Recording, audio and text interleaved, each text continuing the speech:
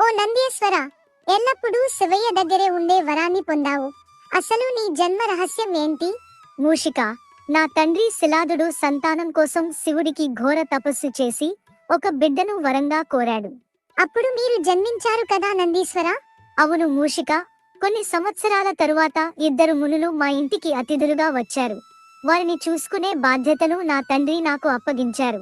వారు తిరిగి ప్రయాణించేటప్పుడు నన్ను దీర్ఘాయుష్మాన్ భవ అని దీవించబోయి ఆగిపోయారు. ఎందుకు దీవించలేదు? మీరు మర్యాదలు అన్నీ బాగానే చేశారు కదా?